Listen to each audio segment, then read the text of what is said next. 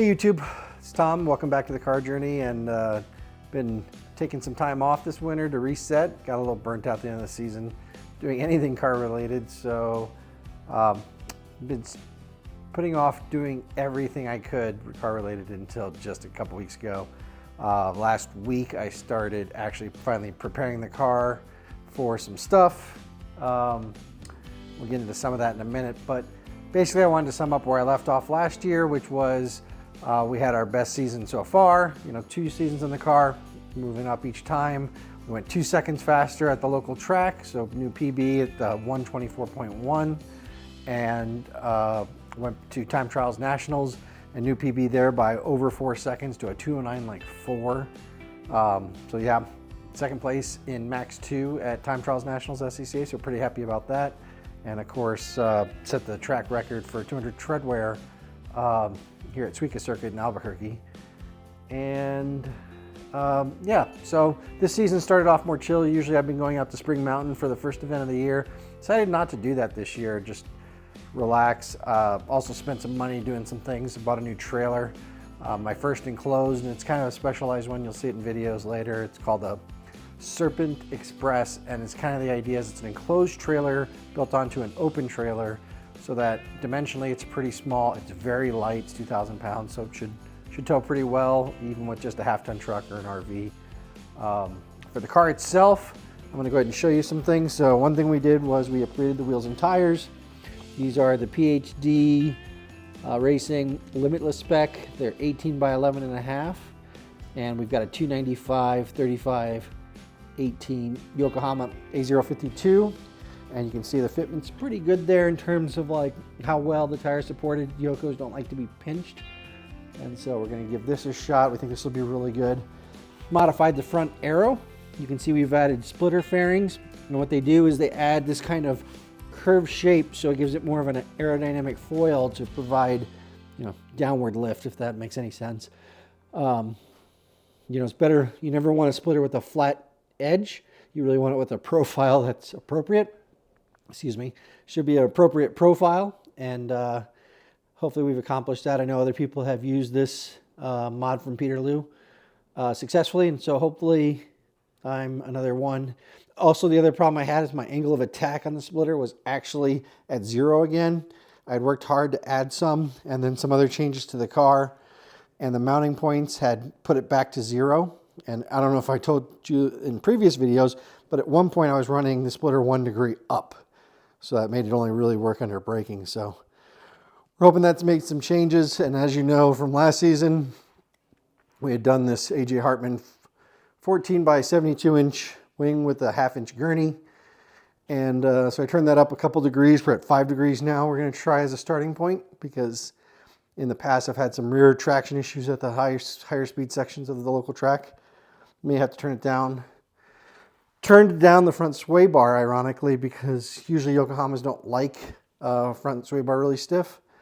And then the other thing I've done is drivability. So this car had a Pure 800 when I bought it, and so I always thought it was laggy. I race mostly above mile-high altitudes, and so turbos are known to spool here slower, and I just figured I needed all the help I could. I debated going to a stock turbo, but turns out Counter Space Garage tuner Zach Tucker suggested I try out the new upcoming Pure650. So I signed up for that, and somehow I was lucky enough and I got the first one in the country that's a cast model. You can still set in your core, but they now have cast. And the idea is that the housing's been more customized to promote better performance. So put that on, and in the process of doing that swap, which isn't super fun on a 6-port, I realized that the lower charge pipe where it connects to the turbo outlet was not seated well. It could articulate, and so I always thought that was kind of normal because I'd never taken that off, and I actually had smoke leak detected this car several times and never detected anything. So what I think was going on there is it only happened at boost pressure levels maybe above 5 psi or so, and so that's why the turbo would kind of surge with power. And so power delivery at lower speeds, especially like 3rd gear, when the turbo would spool, it hit so hard, just lose traction. It became really, really difficult to drive. And so I thought the 650 would fix all this. And yes, it fixed it, but really it was the fact that I had some issues going on. But I think the 650 is going to be really the sweet spot with the E30 blend I run of ethanol. We'll be in that 550 wheel torque range, 550 wheel horsepower range, which is where we want to be anyway, because we have stock fueling system other than the flex fuel.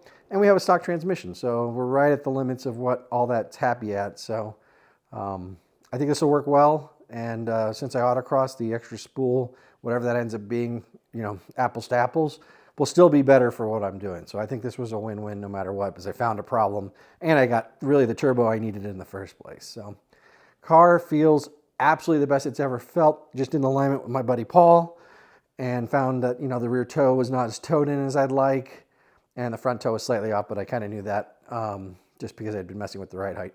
So car's in excellent shape. We're really ready to probably go faster than we ever went. I think 123s is on the table, even maybe as early as the first event. We'll see. You never know when you make so many changes in the off season, especially changing a tire. The balance could be off. The car could be massively loose or tight. The whole day is going to be very cool, so the Yoko should be happy all day. So 4 sessions. Hopefully I get one that the car feels pretty good, and we'll see where that takes us.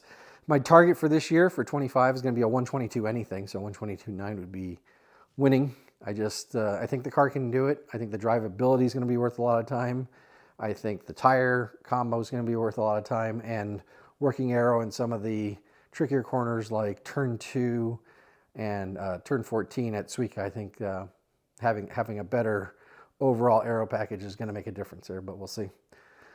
Well, that's all I got for now. Next first event is this coming Saturday, so just look for a video maybe in a week and a half, and we'll debrief from that and see how it went. And then autocross season starts pretty fast after that. So unlike in the past, I'm just going to focus on this car all season long now that the reasons why I didn't like it in autocross should be gone.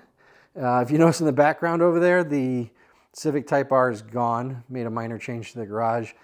I sold it to help fund my trailer purchase. And then once I got through all that, I wanted another daily driver instead of the truck. And that's a GR Corolla. It's a 2025 with all the revisions they made, and great little car. And I don't plan to do much with it other than let Amanda and Lottie autocross it a little bit. But and it's got enough prep that it's technically, you know, B Street prepped for SEC autocross, but I don't plan to do much with it. Just leave the stock tires on it for them. Really, like I said, going to focus on the Supra this season. And yeah, some cooling mods planned. I have an ability to increase the flow rate on the intercooler circuit, which I haven't done yet. I've bought all the parts, but I haven't done it. I'm also going to do the 1,000-watt fan out of the BMW M cars. That's a plug-and-play upgrade for here. It's supposed to make a bit of difference, get you a couple extra laps of power with better power, and of course quicker recovery from either on a cool down lap or after the session. And I think it'll be nice at autocross too. I won't even bother popping the hood maybe, because it'll just flow enough to cool everything down. But yeah, that's all I got for now. This has been your kind of 2025 preview, and hopefully you know, we're looking forward to another good season. The car should be quite fast, and hopefully a lot of fun. I'm really excited about it, because the things that I didn't like were really hard to figure out. And you know, sometimes when you buy a car from somebody else, you really need to kind of just take it apart and go through things, because you just can't assume certain things. And it's probably no fault of the guy who put the mods on, because at one point Toyota had it, and they were kind of messing with it at one point to try and do the flash when it got traded in. They had to do the recall flash, and apparently I think they took some of it apart maybe. But it is what it is. Car should be great. I'm very excited. This is the most excited I've been about this whole project in the entire 2.5 years I've had the car. So hopefully the next video I'm still smiling like this, and I think that's all I got for now. So see you in the next one. Have fun till then.